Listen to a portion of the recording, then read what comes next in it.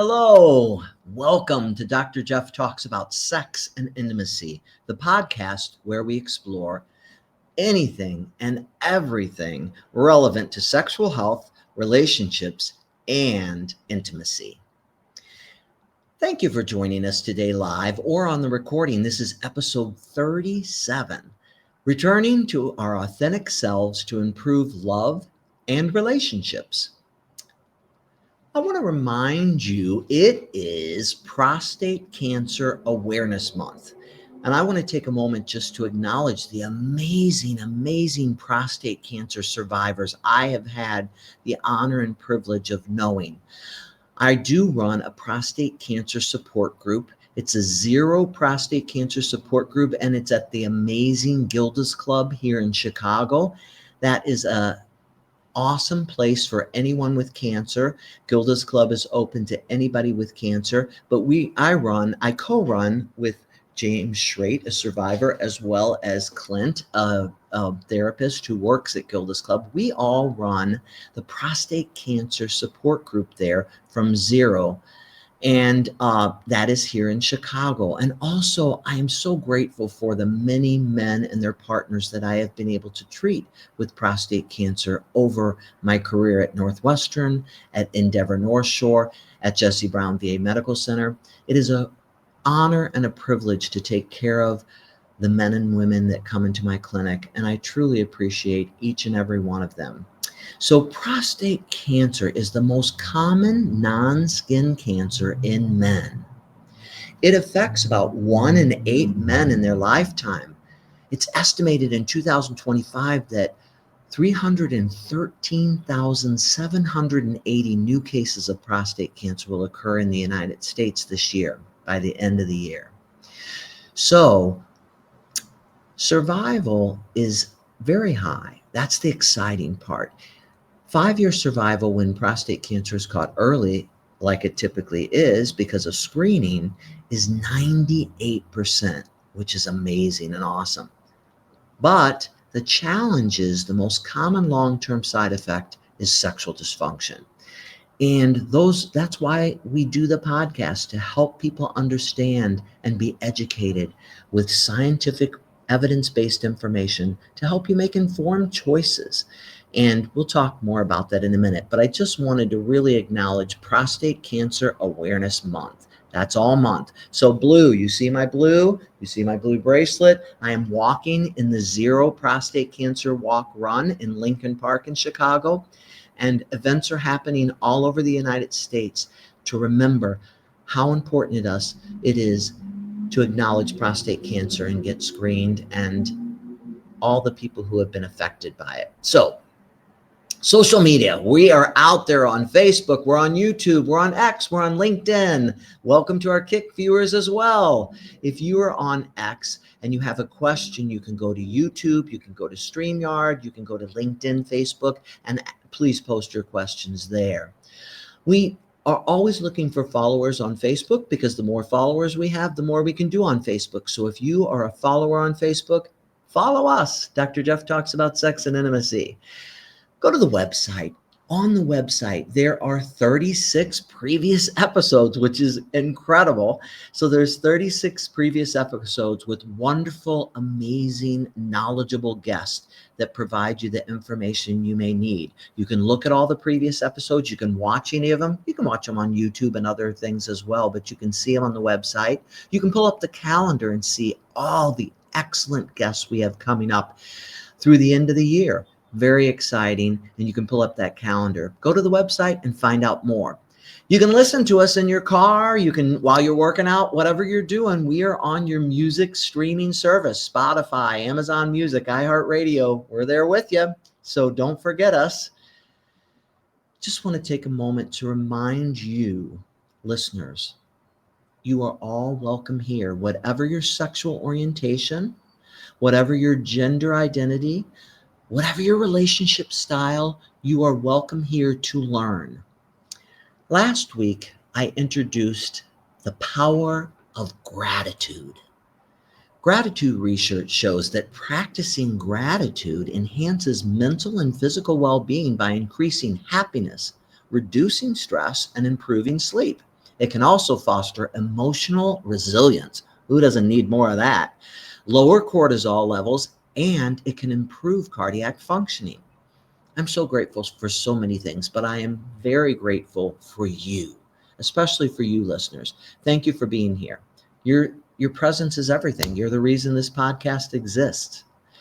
What are you grateful for? I hope you've been tracking and thinking about what you're grateful for. Every day there's so much to be grateful for.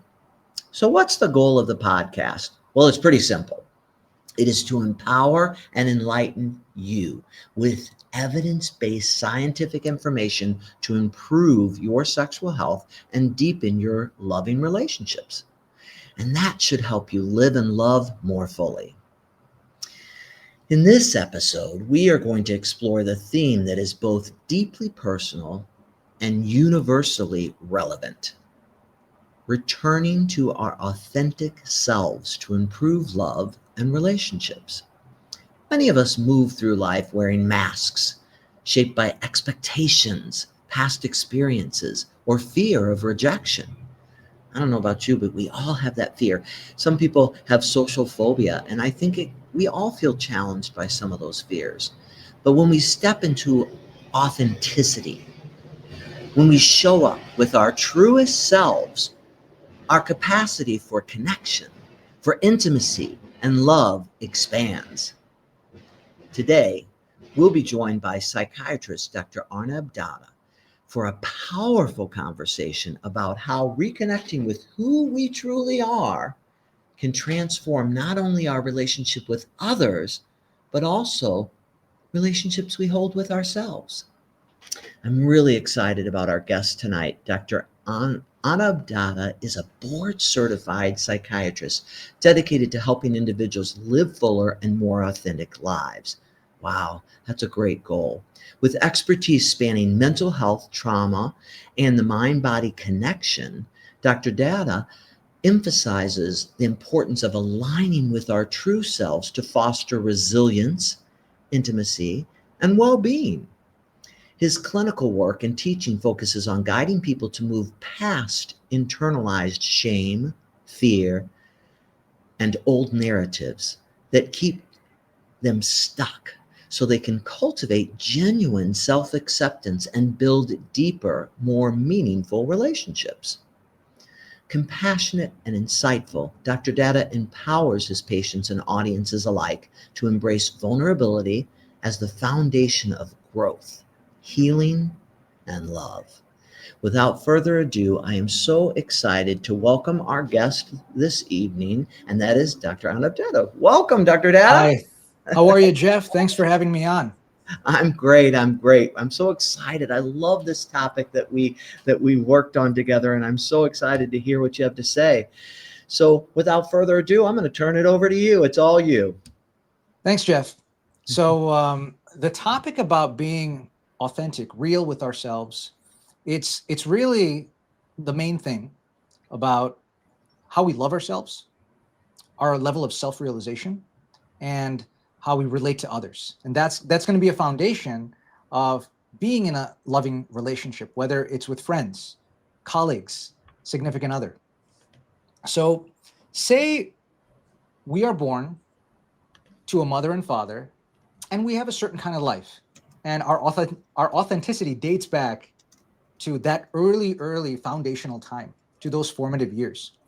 And we hope that the way we grow up, there's going to be positives and negatives, that we develop into healthy individuals, healthy, well-balanced individuals.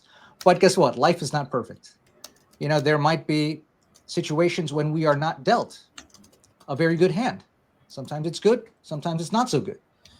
Sometimes we are growing up and we find ourselves confused about who we are. Are we being real? Are we trying to be somebody else? Are we lying to ourselves? We find ourselves in a relationship and we start realizing this. Wow, people are saying I'm not authentic or real.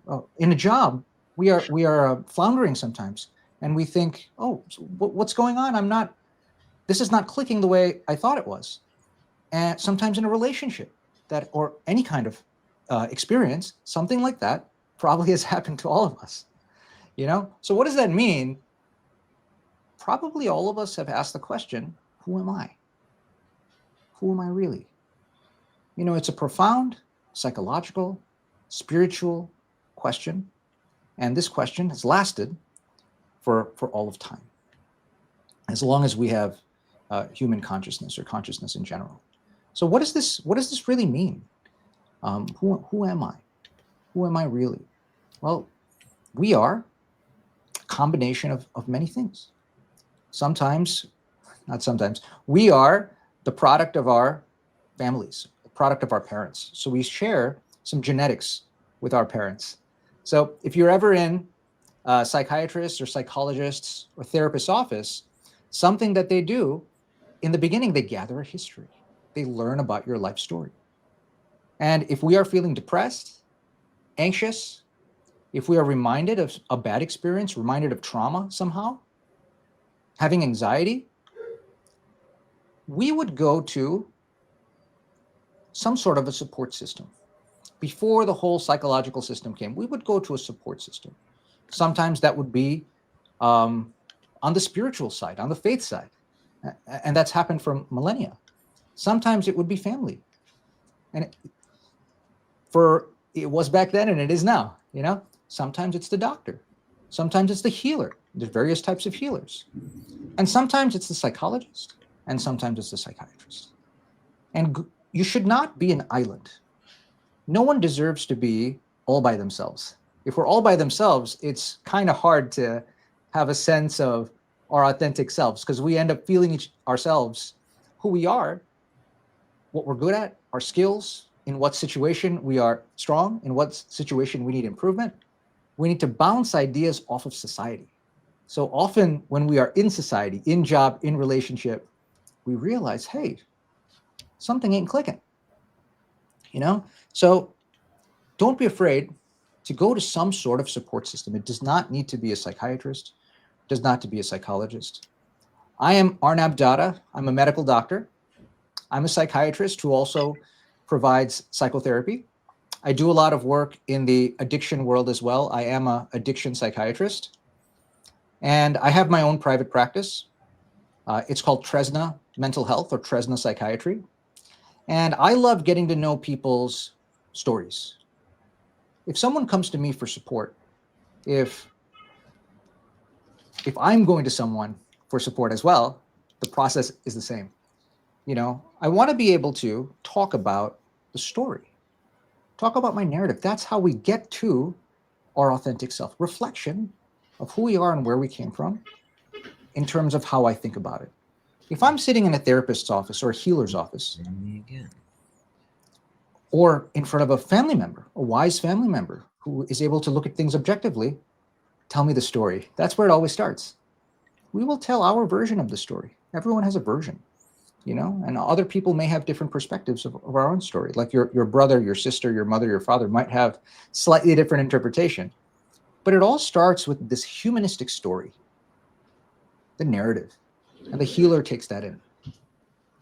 As the healer is taking in the story,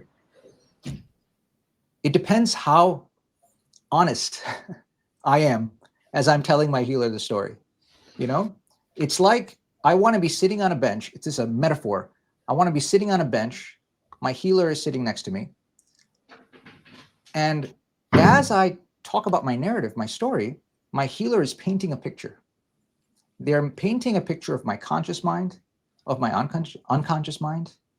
And the skill of the healer is all about, excuse me, it's all about something called objective vision, or I call it the unconscious vision. The way they're able to see, listen very nicely, listen very deeply to the story, but also see the different layers. When I might be lying to myself, when I might want to be like somebody else. Now that there's positives and negatives to that. When I want to accomplish something, but I'm not quite there. When I'm hung up on something from the past, a trauma, and that is like an undercurrent pulling me back. The skill of the healer is in this listening, they're seeing both the conscious and unconscious mind. And it's good if the healer has had their own process like this, their own psychotherapy, where what it does for you is it helps you see where your own buttons are, so you can't be manipulated by somebody else. Still could happen sometimes. We're human at the end of the day. But doing the psychotherapy, the healer themselves becomes more objective. They start understanding, oh, this is my thing, and this is Arnab's thing. I'm going to give advice based on what is congruent for Arnab, what it's like for him to walk in his own shoes, not for me, because myself, a therapist, I had a different experience. So the skill of the therapist is there. They've got to be a little bit, they've got to be sorted out like 60, 75%. Nobody's perfect. Even the healers have a lot of work to do. We are all students of our own self-realization, but you want them to be sorted enough to be able to help you, put their problems aside for a little while to help you objectively. So being authentic, don't be alone. Go to a healer. Go to a therapist of some sort. Okay? So tell your story. And it doesn't happen all at once. It takes any human being a little bit of time to really absorb your story, and that's another skill thing. Some people can have a vision and understand you more quicker, and other people a little bit longer, So every individual, this healer needs to develop this empathic quality to understand how you are feeling about certain things. So you end up telling your story. What happens in the cases of some trauma?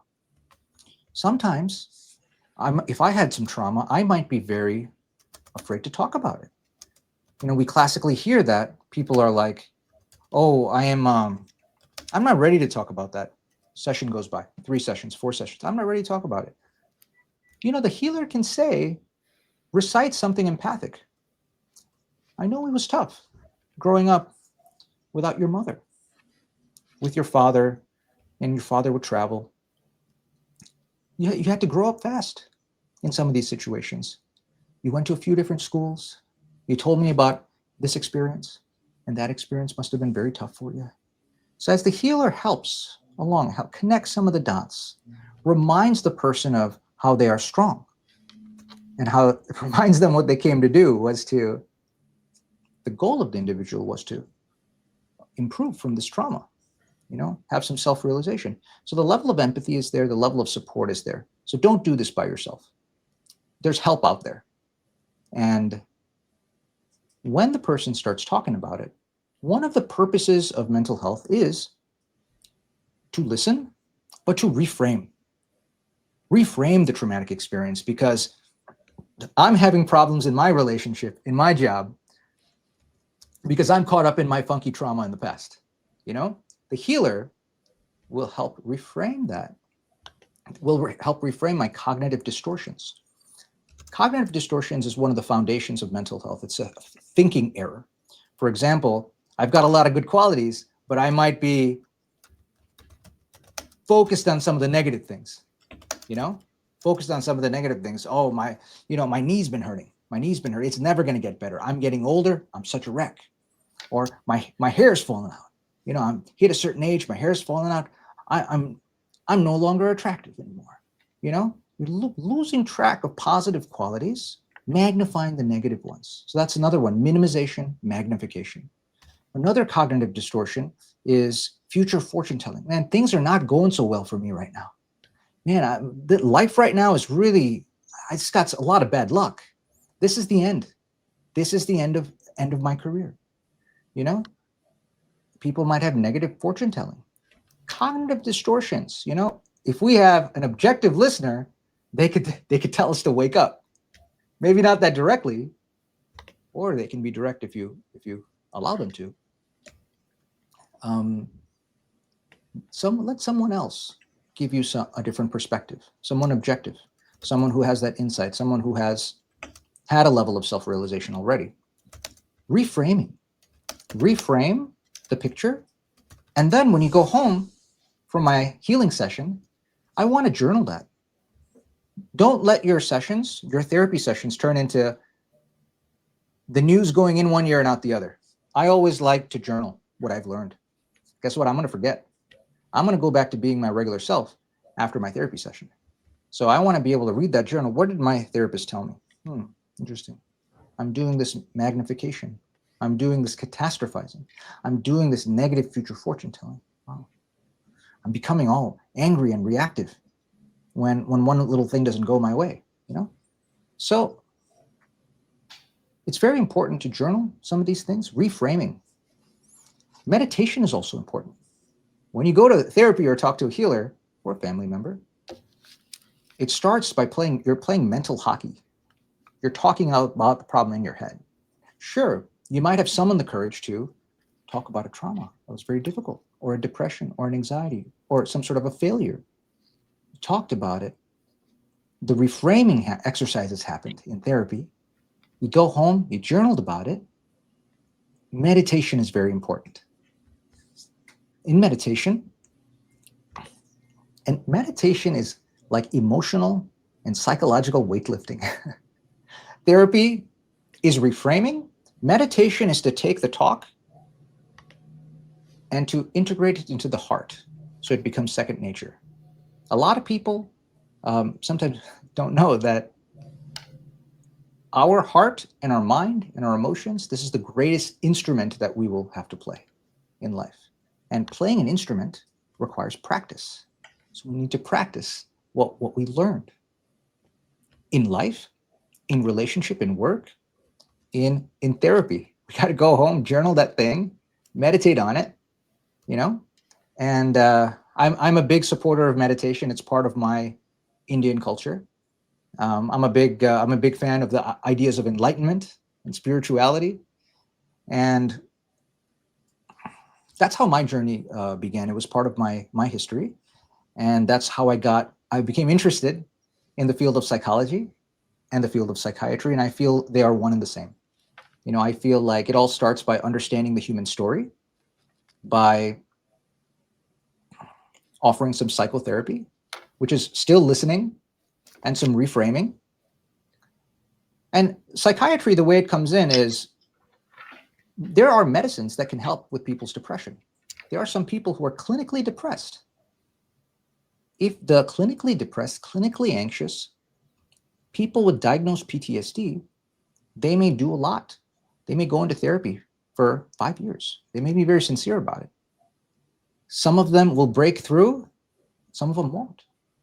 If you take a medicine, you can be knocking on that door of breakthrough for 5 years. But with a medicine, you can break through in a shorter amount of time. You might have a breakthrough in 6 months. You might have a breakthrough in a year. A lot of people in the holistic lifestyle are afraid of medicine because there's a lot of people who are misdiagnosed, a lot of people who are misprescribed. There's an epidemic of overprescribing of certain medications going on. People are spooked about that because they don't have the medical knowledge, you know? But medicines can be used to help people with clinical depression, clinical anxiety, PTSD. It has been very helpful for a lot of people. Then again, medicine is not for everybody. Some people can do psychotherapy, meditation, to understand where they're getting hung up. This is very important in finding our authentic self.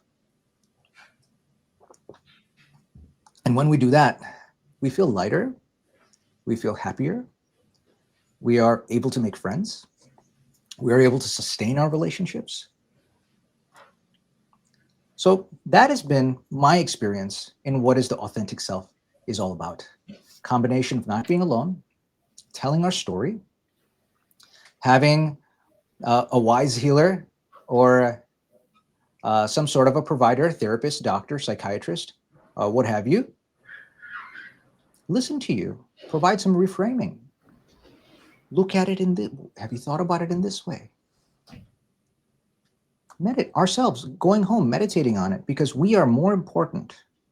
Our own meditation, the work I do at home after my therapy is the most important thing for me to change my life, for me to understand who I am authentically. I must do the work. I must do the meditation. I must not allow my healer's advice to go in one ear and out the other. I must do something about it. You know, I'm the only one who can save the day for myself. You know, that is a winning mentality. You know, some of us may unconsciously feel that someone's going to come save the day. It is an empowering feeling that no, I must do this for myself. I must pick myself up. It's a very positive, empowering thing that helps people go from some state to a more authentic state. And don't be afraid if some of us have a, you know, if some of us have already lived life a great deal and we are still feeling inauthentic in some places, not to worry, because you can't be 100%.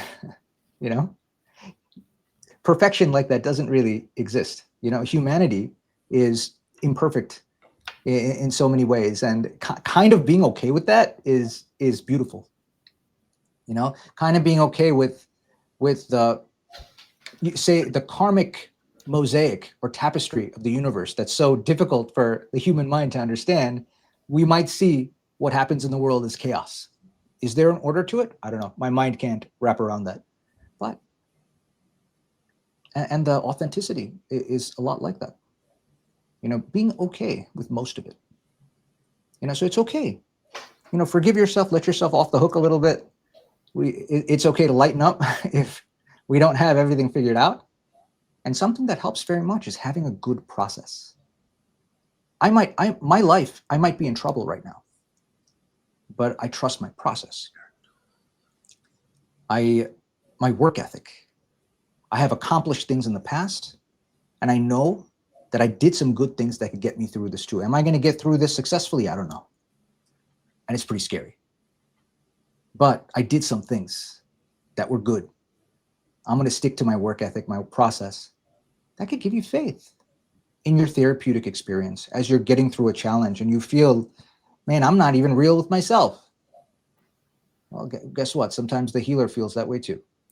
You know, it's a journey for them too. So these are some of the fundamentals of finding the authentic self. Having a better relationship with yourself will help you have a better relationship with others. It's integral to relationships. I do a lot of work with the LGBTQ plus community as well. And it is the same. Human beings are the same. Different cultures, different religions, different time periods, whether you're born in the 50s or born in the 2000s. Human beings have emotions that kind of work similarly. There's similar patterns in humanity. You know, whether you're a boomer, whether you're a millennial, you know, Gen X, Gen Z, Gen Alpha, emotionality of the human being, there's very, very common patterns. What kind of technology exists now, what didn't exist back then, human emotion develops similarly, and there's some differences to it.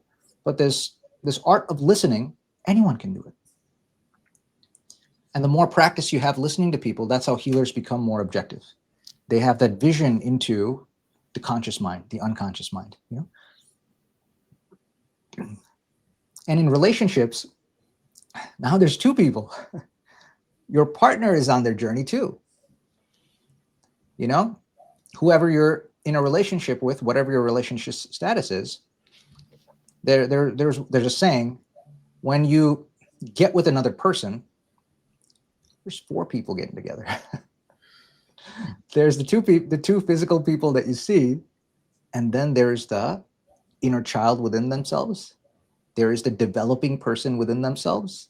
There's who they think they are, who the other person think there is, who the other person thinks that person is. So there's this very abstract, you know, metaphysical phenomenon that's going on in human development within every one of us. Not everything is as we see. You know, the person is developed from somewhere. Certain parts of them are authentic, certain parts are not. That's okay. And maybe some of it is not okay, you know? But going to a healer, there's no shame in that. It's very strong. Self-reflection is scary. So, Jeff, how does that sound? That sounds great. So many good pearls and words of wisdom, and I agree with so many things you said. But I think that theme that it's so interesting. You, just like me in your work, Everyone who walks through the door has a story. That's what's so amazing and miraculous about the work we get to do, because everybody has a story. And I think everybody has a right to tell that story, and it can be a real privilege to be a part of that story and that journey. And I think every person that we meet universally wants to be seen and heard and valued and know that they have worth. And so I think it's really important, if we really show up with our authentic selves, we can also listen, hear, and be a part of that other person's journey in our relationships. So I think you brought up so many incredibly important points, but I do think that universal theory that we all have a story, we all want to be seen, heard, and valued is so important for listeners to remember. Sometimes you have to be a little choosy of who has earned the right to be a part of your story and your journey. So disclosure can be a little bit challenging sometimes, but I think also secrecy, it really festers inside of you, and so finding the right people to be a part of your story and hear your story, professional and friends, is really an important thing. What do you think? I totally agree.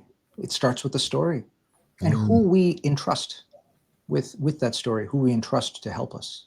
Hmm. Right? But you might think, well, we have it all together because we see patients and we all do all this stuff. But all of us inherently feel, are we enough? What if I really do show up and they don't like me? So we all struggle with that. You're not alone. But I think, as you said, all of the great spiritual leaders, all of the great yogis have posed that question that we put to ourselves: Who am I? Who am I? Who is my true self? If we get past the thousand layers of stuff that has been put upon that amazing child who came into the world, that amazing soul and being who exists, who's under there? That being is beautiful, peaceful, and miraculous. And I think discovering that in each of ourselves is such an important thing. And then when we have the privilege, like I have had with my wife of 40 years, to explore that with another person and discover as well how we are so fundamentally alike, all of us, that we are connected just like the trees and the roots of the trees and the earth are connected. We are connected to the earth and each other deeply, and we share more in common than we have differences in the end.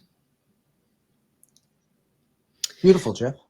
So I was thinking too, so I really like everything that you guided people towards. I have a couple questions that came through. The first one is here.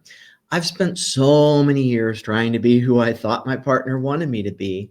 So how do I start reconnecting with my authentic self without feeling like I'm letting my partner down, letting them down? What a timeless question.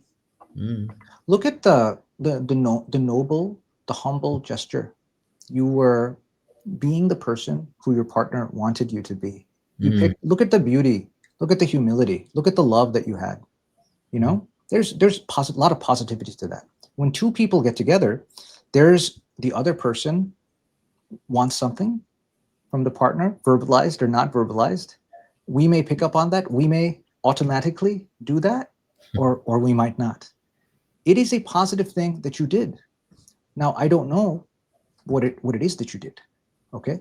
But whether that was positive or negative or somewhere in the middle, now you're looking for, who am I? We all come back to that amazing question. Who am I? You have been doing it all along.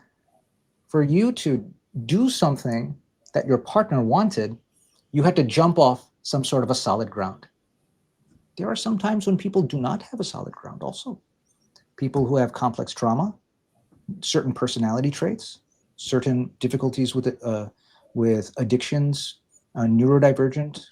There are people who are not having solid ground, but they gravitate towards some place.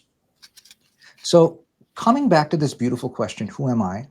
mm, You don't need to throw the baby out with the bathwater.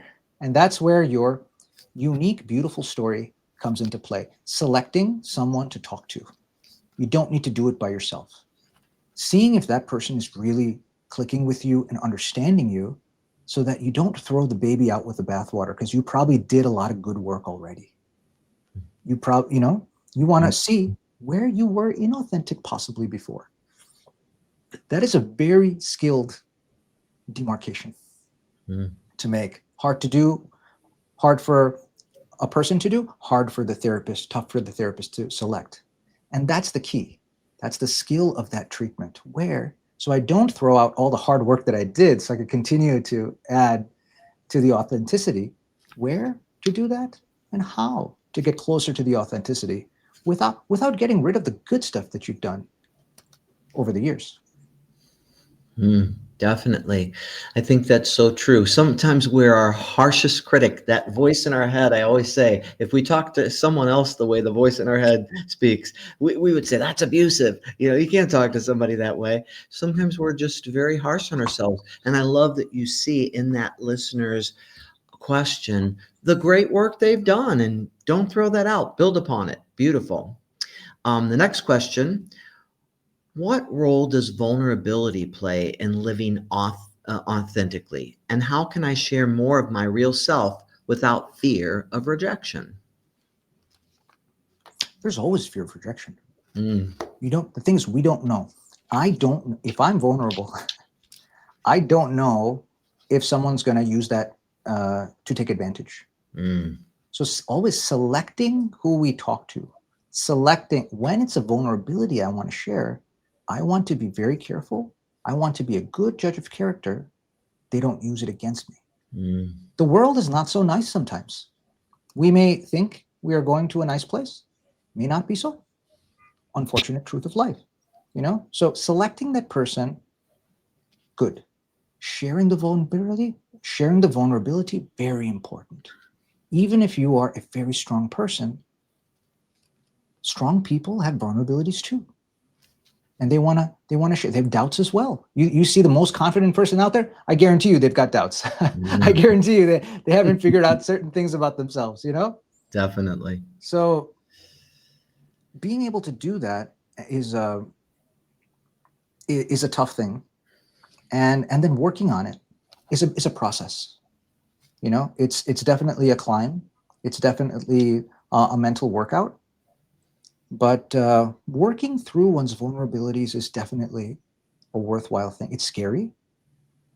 You are telling someone time when you doubted yourself, when something good did not happen to you, and it stays with you. Going home, doing the journaling and the reframing, doing the meditation. I think surrender meditations are very important. Meditations where we can let go. Practicing the instrument that is our own heart and mind. No matter what kind of healing you're doing, you'll always end up coming back to this fundamental. Definitely. And I would point listeners to one of my favorite researchers in the world, Brene Brown, and she is a vulnerability researcher, and her body of work is powerful. And she has a lot of great books out there to help, and even courses that can help as well while you're working with a therapist, or if you're working with a therapist. I found in my own journey the gifts of imperfection and some of her things to be very, very empowering and helpful. Vulnerability is a tricky thing.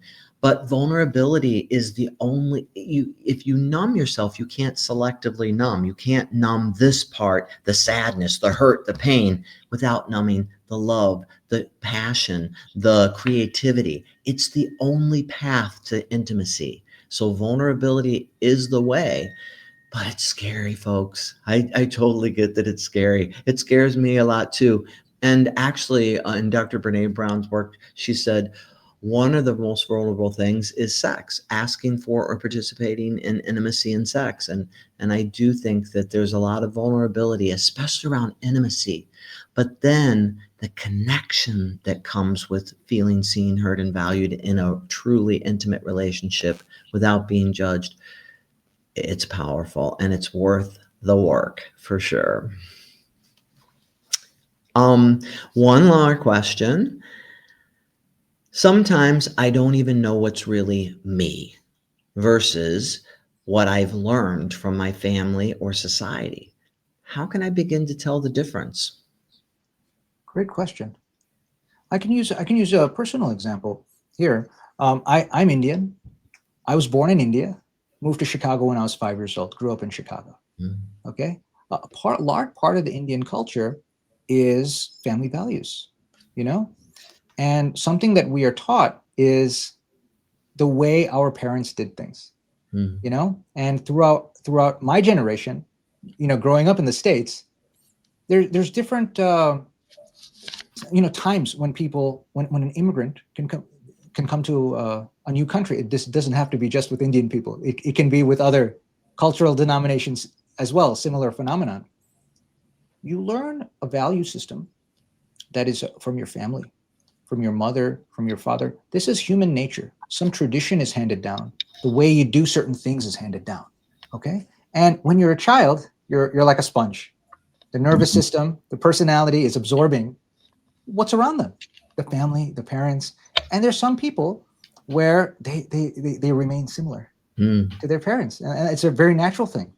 But then our environment plays a role, who your friends are, people, places, and things, where you go to school, who you're hanging out with, what are you watching on TV, on the internet, you know, it starts playing a role. People's environment is huge, plays a huge difference. So as you're going through life, you come from a certain background, culture, certain part of the world, you have an environment, and then something starts happening.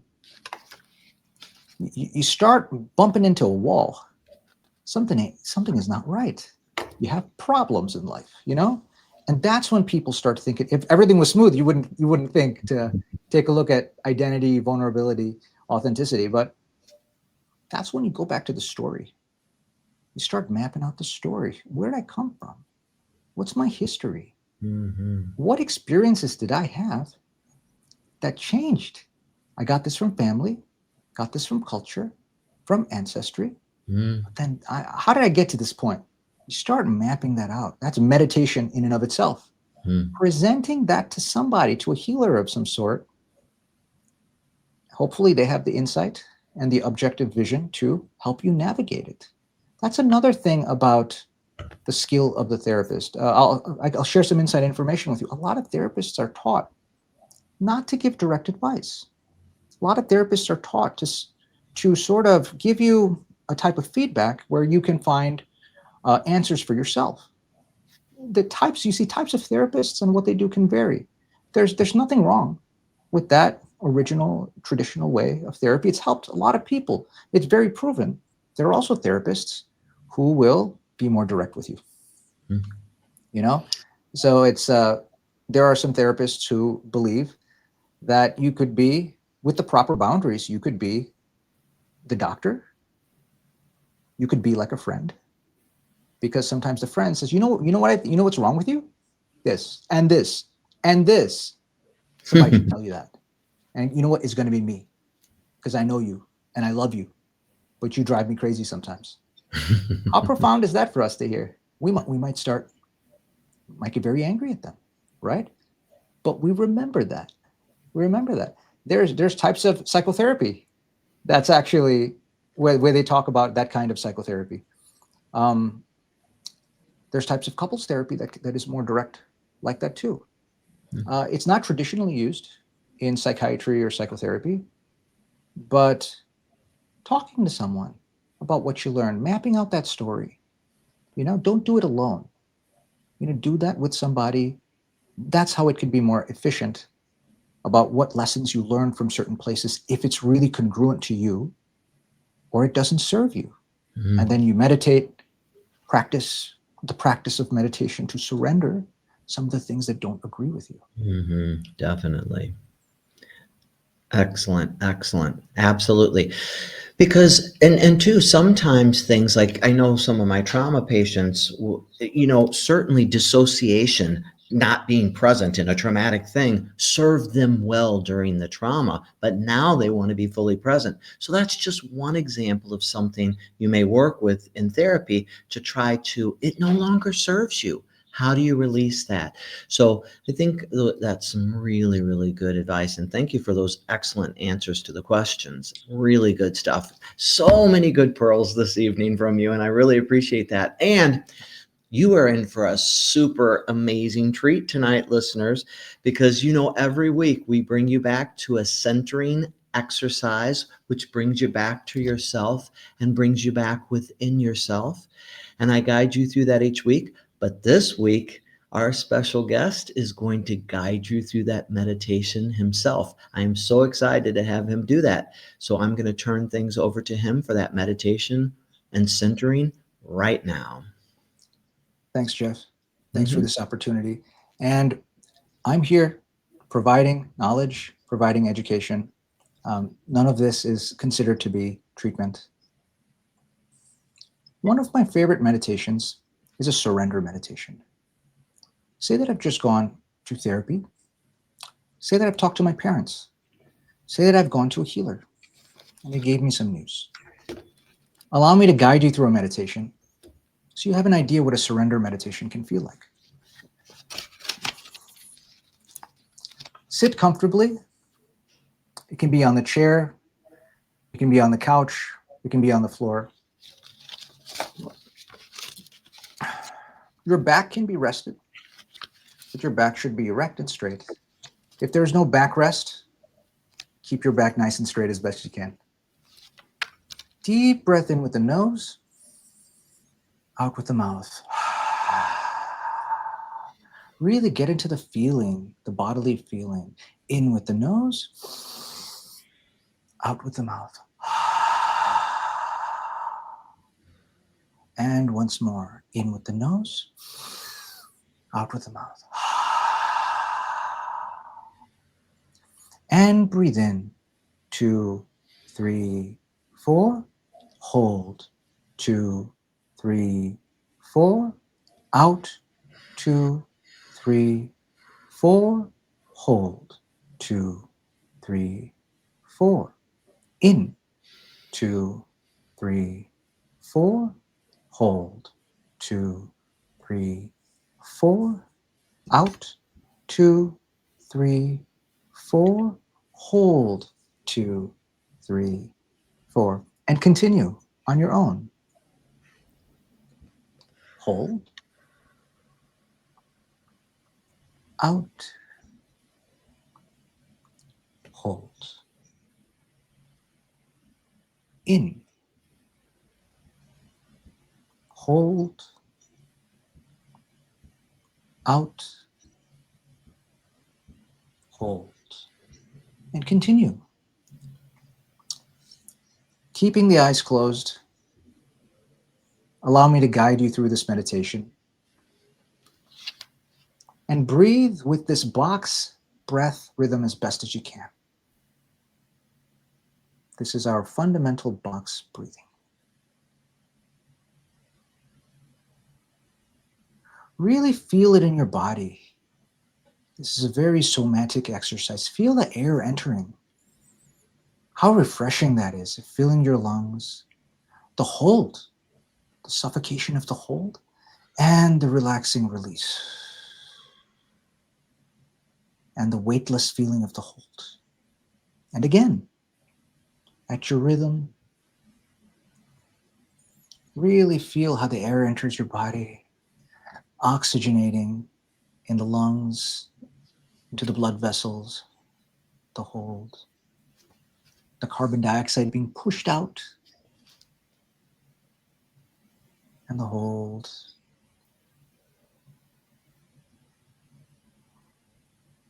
Meditation is about forgetting that you were worried. The waves of the ocean will always be chaotic. You don't know which direction the wind will move the water. Life will be chaotic and unpredictable. You need to take a break from life. Come back home. Come back to your center to meditate. do some box breathing, and you will go deeper and deeper into this ocean of consciousness. This is an inbuilt system in any human being, their consciousness. Do this to escape from the ocean and the chaotic surface and sink deeper and deeper into your own consciousness. This endless, deep ocean of consciousness. Continue breathing.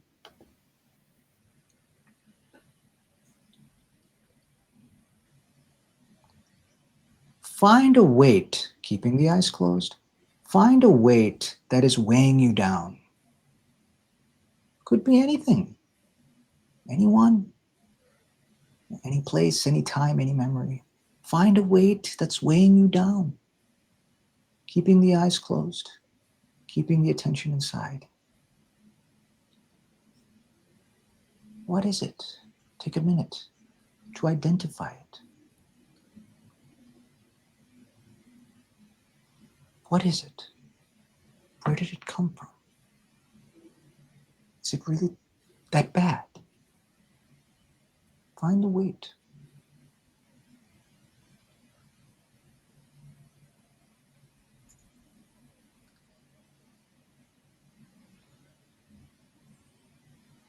Continuing to breathe and hold.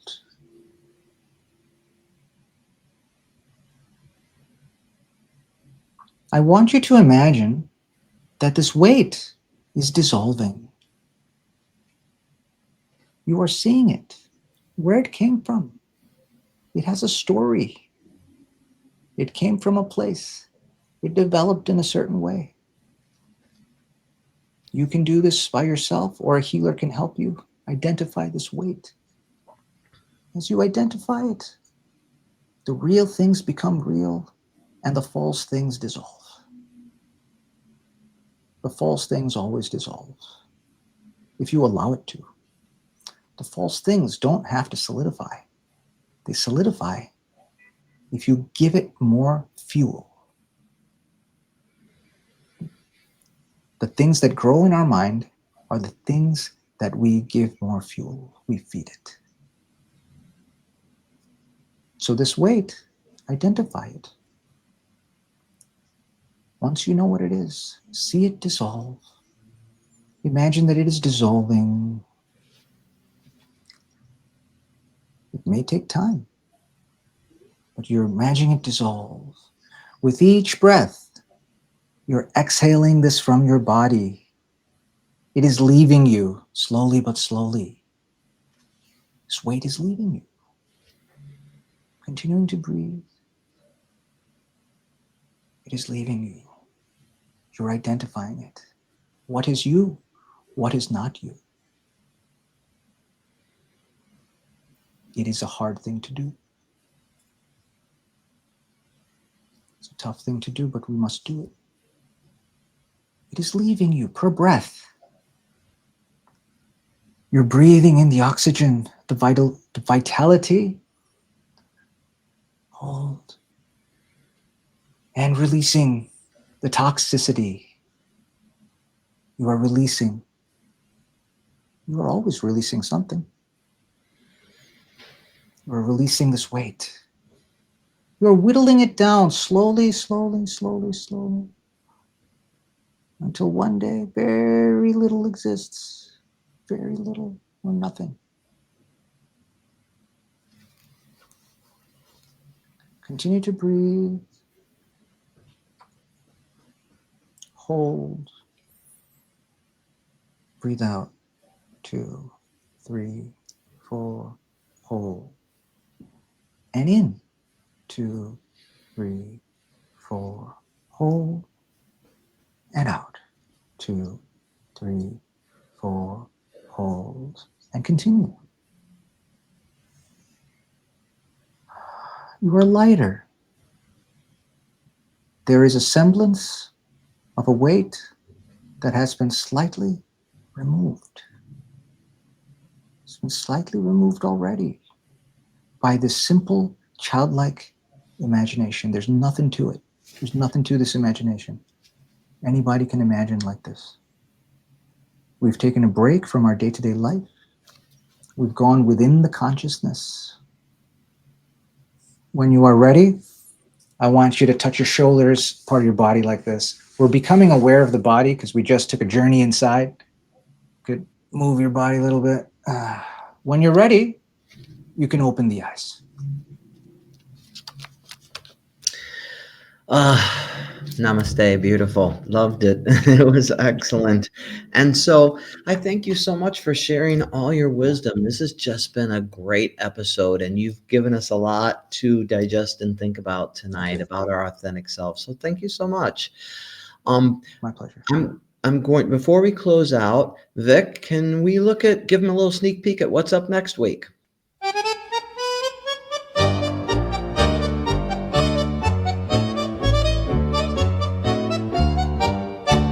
In this passionate and thought-provoking episode, Dr. Jeff is joined by Dr. John F. Potts, family medicine physician in urology and devoted tango enthusiast, to uncover how the art of Argentine tango mirrors the dynamics of love, intimacy, and connection.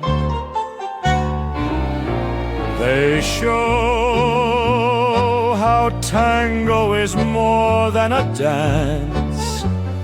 It's a metaphor for trust, vulnerability, and the give and take of relationships with insights from Dr. Potts' clinical expertise. And life on the dance floor. Join us on September 23rd at 7 p.m. Central Time to learn more.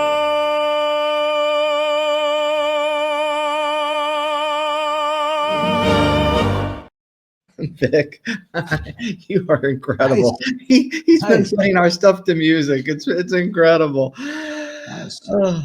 Should be very interesting. Dr. Potts wrote a great book that I have that I really enjoyed, and she's a colleague and friend of mine. I'm looking forward to hearing what she has to say.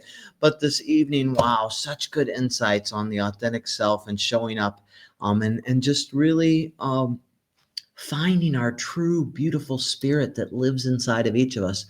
I know some of my favorite resources. I love Master Eckhart Tolle and A New Earth and some of his insights.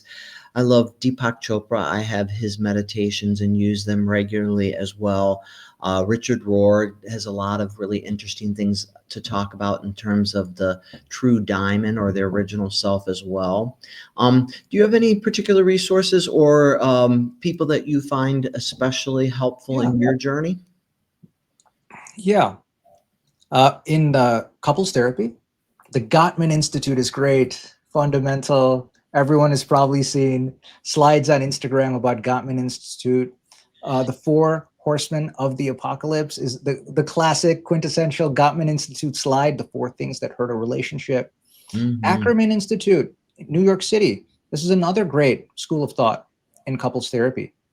And a lot of people like the work of Esther Perel as well. She talks about a lot of traditional relationships, non-traditional relationships, modern relationships. Some of these are the resources that come to mind. Yeah, definitely. Relationships. Yeah. I did Gottman training myself, and that's was the couple training that I did. And really, we've presented some of that on the podcast, and we'll do more because there's so much good stuff from them and the others. And Esther Perel, she's awesome. I have her book that she signed for me, and have enjoyed what she has to say. She wrote one of her books is Mating in Captivity, but a lot of good books.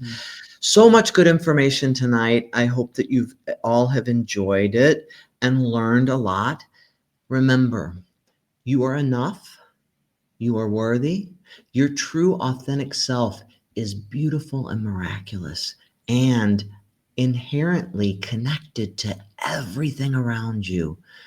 It's a wonderful thing to discover. So thank you for helping us to think about and discover more of that beautiful self tonight, Dr. Datta. I can't thank you enough. Thank you for being with us. And thank you, listeners. We appreciate you being here. Dr. Jeff talks about sex.